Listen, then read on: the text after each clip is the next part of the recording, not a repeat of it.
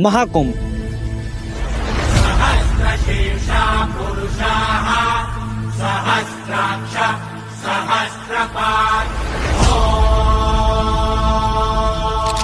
जो हर 12 साल में केवल एक बार मनाया जाता है।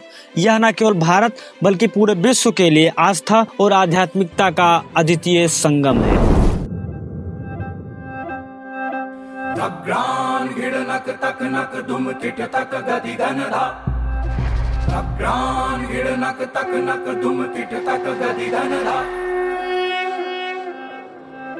गंगा, यमुना और पौराणिक सरस्वती के संगम पर आस्था का यह महासागर करोड़ों लोगों को मोक्ष की ओर ले जाता है। महाकुंभ केवल एक मेला नहीं है, यह भारतीय संस्कृति और परंपराओं का एक जीवंत उत्सव है। यहाँ हर श्रद्धालु अपने मन और आत्मा की शुद्धि के लिए आता है। नागा की शोभा यात्रा, मंत्रोच्चारण और संगम में डुबकी लगाने की अनूठी परंपरा इसे अद्वितीय बनाती है। यह सिर्फ एक धार्मिक आयोजन नहीं बल्कि भारतीय परंपरा और आस्था का ऐसा संगम है जिसे शब्दों में बांध पाना मुश्किल है। तो आइए इस अद्भुत महाकुंभ के दिव्य दर्शन को करीब से समझते हैं।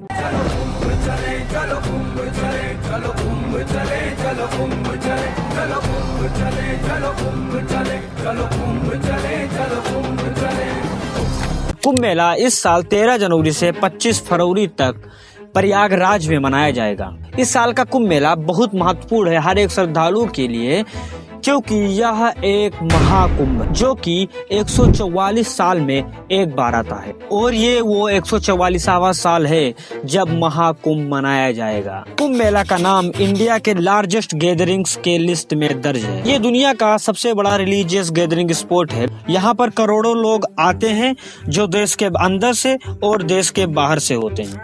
2019 में प्रयागराज में अर्धकुंभ मनाया गया था। इस अर्धकुंभ में 24 करोड़ लोग आए थे, यानी कि 240 मिलियन लोग, और उस समय यूपी की टोटल पॉपुलेशन ही 200 मिलियन थी। इस फिगर से आपको अंदाजा लग गया होगा कि महाकुंभ में कितना ज्यादा भीड़ लगने वाला है। महाकुंभ मेला केवल एक धार्मिक आयोजन नहीं बल्कि भारतीय संस्कृति, एकता और आध्यात्मिकता का एक जीवंत उत्सव है। यह मेला हर एक व्यक्ति को न केवल आस्था से जुड़ने का बल्कि अपनी जड़ों को समझने का एक मौका देगा।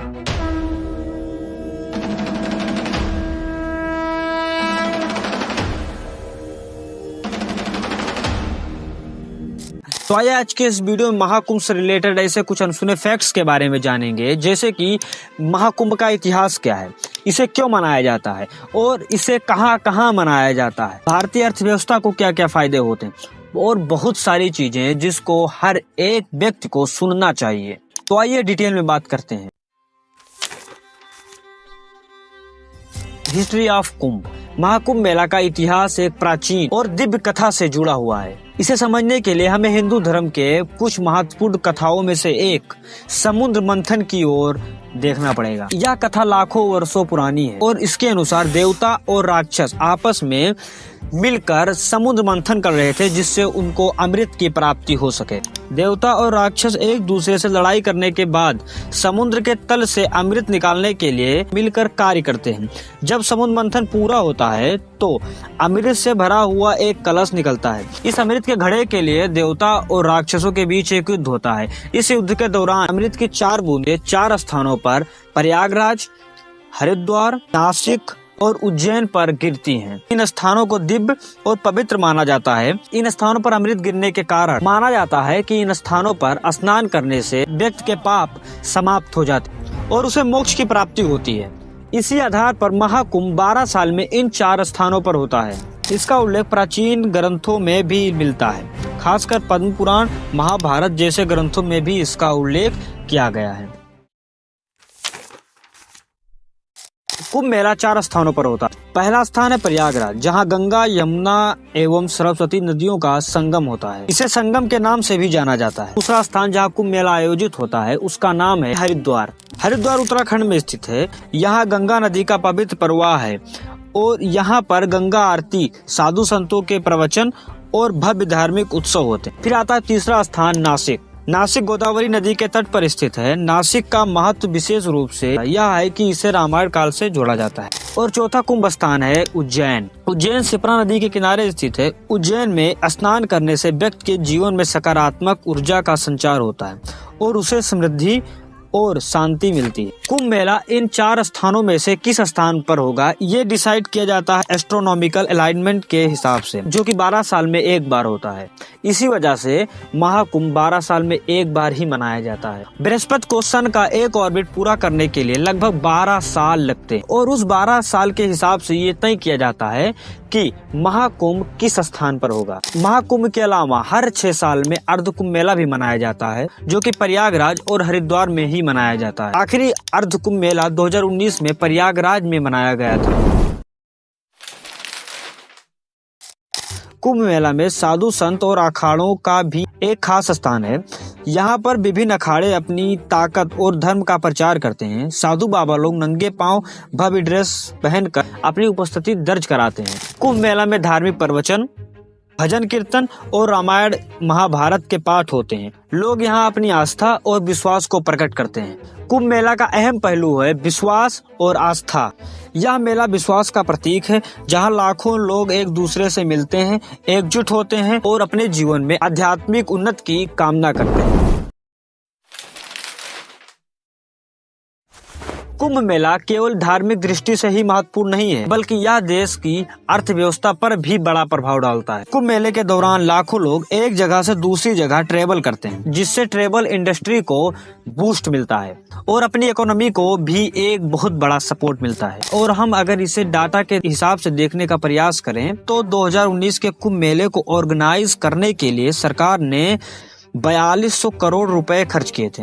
लेकिन इस कुंभ मेले से जो इकोनॉमिक वैल्यू जनरेट हुई थी वो थी 1,20,000 करोड़। यूपी सरकार ने महाकुंभ 2025 के लिए लगभग 7500 करोड़ का बजट निर्धारित किया है, जो 2019 के कुंभ मेले के 4200 करोड़ से कहीं अधिक है। इन बड़े बड़े फिगर्स के अलावा इस पूरे इवेंट से लोकल बिजनेस को बहुत बूस्ट मिलता है। वहाँ की जो छोटी छोटी दुकानें हैं वो इस इवेंट्स के दौरान इतना कमा लेते हैं जितना कि वो पूरे साल भर में भी नहीं कमा पाते हैं। अनुमान है कि इस आयोजन से लगभग 2 लाख करोड़ की इकोनॉमिक एक्टिविटीज जनरेट होगी, जिससे स्थानीय और राज्य स्तर पर अर्थव्यवस्था को मजबूती मिलेगी। अभी तक के वीडियो में आपको ये समझ में आ गया होगा कि महाकुंभ इतना महत्वपूर्ण क्यों है और इसका वैल्यू इतना क्यों है, क्योंकि इसका स्केल बहुत ज्यादा है और इतने बड़े मेले को ऑर्गेनाइज करने के लिए बहुत बड़े बड़े चैलेंजेस भी आते होंगे और इन सभी चैलेंजेस को यूपी सरकार बहुत अच्छे तरीके से हैंडल करती है। कुछ डेटा के हिसाब से इस साल कुंभ मेले में लगभग 40 करोड़ लोग इस मेले को अटेंड करेंगे और इसी चीज को ध्यान में रखते हुए एरिया को 3200 हेक्टेयर से बढ़ाकर 4000 हेक्टेयर कर दिया गया है। सुरक्षा को ध्यान में रखते हुए मेले में 20,000 से ज्यादा पुलिस कर्मियों को तैनाती होगी, 2000 से अधिक सीसीटीवी कैमराज और दर्जनों ड्रोन तैनात होंगे और 500 से भी अधिक एम्बुलेंस भी चलाई जाएंगी, जिससे श्रद्धालुओं को कोई भी दिक्कत नहीं होगी। बेसिक फैकल्टीज को ध्यान में रखते हुए इस बार महाकुंभ मेले के लिए 1.5 लाख से भी ज्यादा टेंट्स लगाए जाएंगे, 1.5 लाख से भी ज्यादा टॉयलेट्स लगाए जाएंगे और इस बार अनुमान लगाया जा रहा है कि ये महाकुंभ मेला अब तक का सबसे बड़ा कुंभ मेला होने वाला है। और इसी चीज को ध्यान में रखते हुए सरकार के द्वारा एक टेम्परेरी डिस्ट्रिक्ट भी बनाया जाएगा, जिसे महाकुंभ मेला जिला कहा जाएगा। ये डिस्ट्रिक्ट एक टेम्परेरी डिस्ट्रिक्ट है, तो जैसे ही महाकुंभ मेला खत्म होगा इसे भी डिसॉल्व कर दिया जाएगा।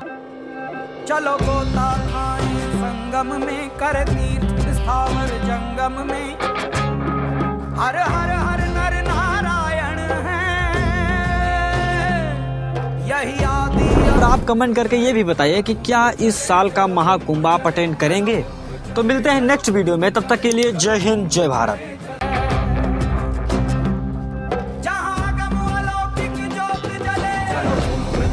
चलो कुंभ चले, चलो कुंभ चले, चलो कुंभ चले, चलो कुंभ चले, चलो कुंभ चले, चलो कुंभ चले, चलो कुंभ